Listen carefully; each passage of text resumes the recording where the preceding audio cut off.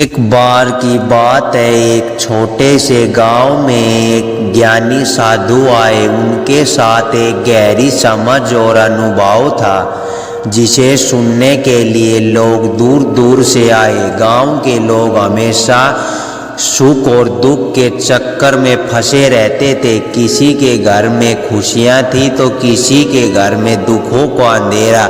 साधु ने सभी को इकट्ठा किया और कहा, सुख और दुख जीवन के दो पहिए हैं। जब एक पहिया चलता है तो दूसरा भी उसके साथ चलता है। आइए आपका स्वागत करते हैं श्री कृष्णा चैनल पर।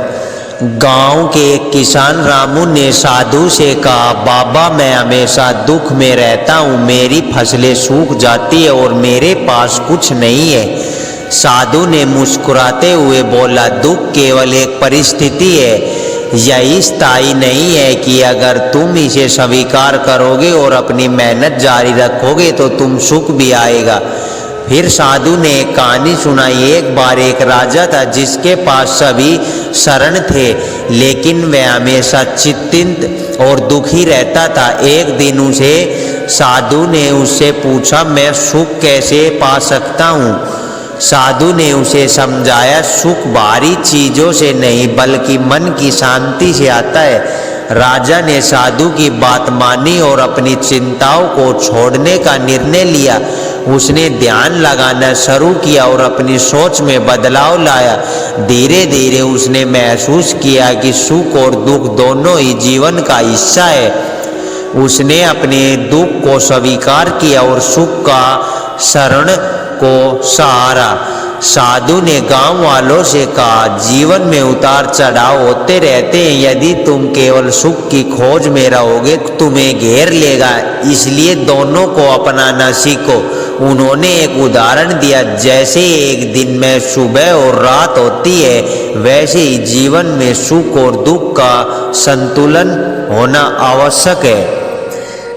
गांव के लोग सोचने लगे। साधु ने कहा, जब तुम्हें दुख का अनुभव हो तो उसे एक शिक्षक के रूप में देखो, इससे तुम और मजबूत बनोगे। उन्होंने गांव वालों को यह भी बताया कि दुख की स्थिति में एकांत में बैठकर अपने मन की सुनना चाहिए।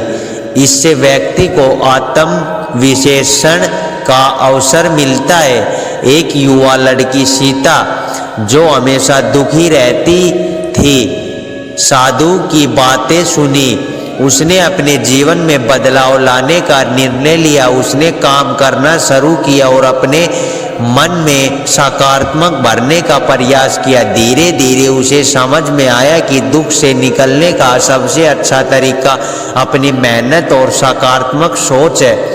गांव के लोग साधु की बातों से प्रेरित हुए और अपने मन के जीवन में सकारात्मक परिवर्तन लाने लगे। उन्होंने एक बार दूसरों की मदद करना शुरू किया और मिलकर अपनी समस्याओं का सामना किया। उन्होंने सीखा कि सुख और दुख का अनुभव साझा करना आवश्यक है। इस तरह गांव में एक नई ऊर्जा का संचार हुआ। साधु ने सबको यह सिखाया कि दुख और सुख केवल अनुभव है, लेकिन हमारी प्रतिक्रिया ही उन्होंने अर्थ देती है। उन्होंने कहा, जब तुम सुख का अनुभव करोगे तो उसे सहज कर रखो और जब दुख आए तो उसे अपने विकास का हिस्सा मानो। यही जीवन की सच्चाई है। इस तरह गांव वालों ने साधु की सीख को अपनाया और अपने जीवन में एक नई दिशा दी।